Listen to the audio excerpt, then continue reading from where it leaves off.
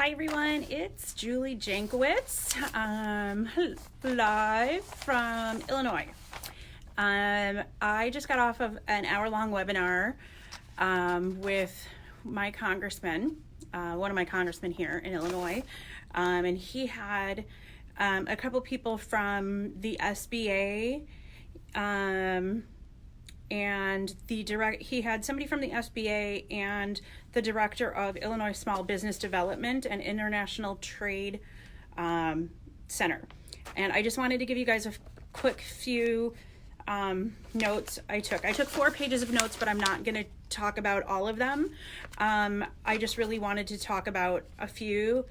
Hi Nicholas, hi Jennifer, hi Kitty, hi Zach. Kitty, Zach, I just got off of a webinar with an Illinois congressman, Brad Schneider, and these are notes that I took from that webinar about applying for the SBA loan and what they're all trying to do, not just applying for the SBA loan, but what's going on and what they're trying to do. Hi Jennifer, to help us during this time. So they did a quick little presentation. I tried to screenshot the screens as best as I could. Once I remembered, I was like, "Ooh, I should screenshot these to share." And then he did say that he was going to make it available to be shared later. So as soon as it's shareable and not screenshots off of my phone, I will share the whole webinar with you guys if you want it. But I just want to give you guys a few quick bullet points. The first big thing, and this is from Bo, who is from the SBA.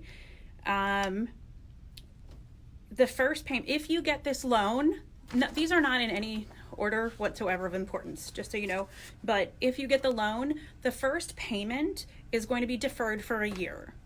So I think that that's huge for any of us who have taken a loan for anything else. Hi Adele, and I'm happy to share any news that I can. But for any of us who have ever taken a loan, deferring your first payment for a whole year is super, super huge. I think that that's fantastic news. When you get a car payment, usually they defer your first month payment for a month, but to defer the payment for a whole year, I think is amazing and will really help us as far as working capital goes. They're going to look at your credit score. They're going to look at your ability to repay. And so, hi Bailey, I see you. Hi Russell. They're going to look at your personal credit history. And just so you guys know, as you go through the process, I haven't finished my application yet. I got to the point where I sent my accountant an email today and said, hi, can you help me with this? Only because I don't know what I'm doing wrong, but, oh no, I'm frozen. Please let me know when I'm not frozen, because it does not look frozen on this end to me. Hi Brad, can you guys hear me okay? Am I still frozen? Oh, not frozen, okay. All right, so another thing is that they said on this is that loans for up to $25,000 will be unsecured loans. If you're applying for more than $25,000, they're going to want it to be a secured loan. And somebody did ask later what type of collateral that they're looking for as far as the loans go. And they did say primarily property, but you don't have to. You will not be denied because of lack of collateral. So that's just one thing that they have on there. But property, real estate, or inventory are things that they will use for collateral.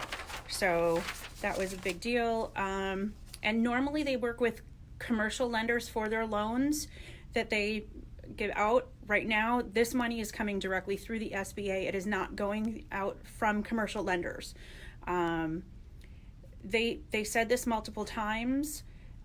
You do not have to take a loan that is offered to you, but these loans are being given out on a first come first basis.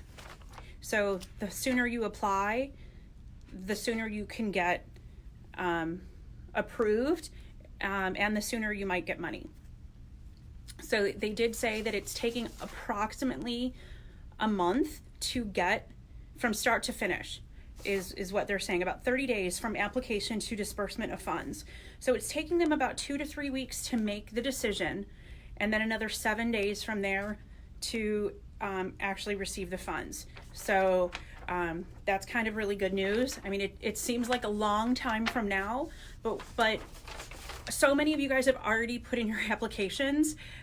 So think about that. A month from now, you could already have this money in your hands and really help your business get going. I really need to get on this. One other thing that they said is there is no cost to apply for those of us who haven't finished the applications yet. That's awesome. If you have not finished your 2019 taxes yet, that's okay. They'll take your 2018 tax returns, and they'll ask for like your 2019, like a profit and loss statement or a balance sheet. They're also going to want to look at your year-to-date profit and loss, as well as current monthly statements. They're going to be looking for a couple different things. They're going to be looking for what your sales used to be, and then what your revenue, not just your sales, what your revenue took as a hit when all of this came about. So they want to see how bad your business was affected when this all came about. So most of us can very easily show March is usually a huge month for us, and our sales have been nothing. So I think that's a pretty easy thing for us to show that we are obviously, our business is obviously damaged by this disaster. So, but they did say multiple times, make sure you have all of your information together when you're applying. And if you have any questions, over and over again, they said, feel free to call SBA customer service. The phone number is 800-659-2955.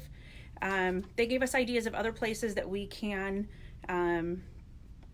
reach out to as well, at least for Illinois. And hi, Neil, I see you watching now. There's in Illinois, there's Illinois Small Business Development Center. There's a Women's Business Center. There's SCORE.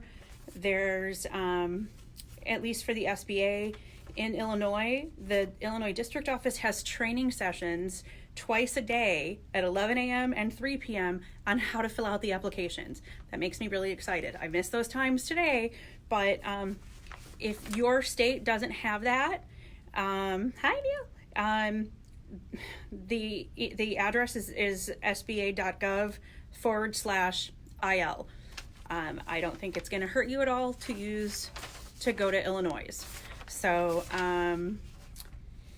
they did say to make sure all your documentation is submitted when you're doing your application, because missing docs will slow down the whole process.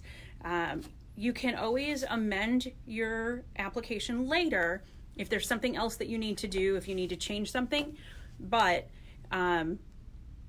you don't want to have to be going back and forth and slow down the process. Get everything together before you hit submit was a big thing. They also said if you are declined, you can try and appeal and explain why your credit score might be where it is, or whatever reason they give you why you were declined, they want to help you. So I thought that was really a big deal, because they basically said, you're being looked at on your credit worthiness, on your personal credit history, and as the owner of the business, So a lot of us think of those as two different things. So they're going to look at your personal taxes as well as your business taxes in determining whether you're a good risk for this loan. But you can also appeal it, which I think was pretty cool. So they're going to be looking for your revenue history for the business to determine or to demonstrate that you will have sufficient revenue once your business is back up and running to make to repay the loan.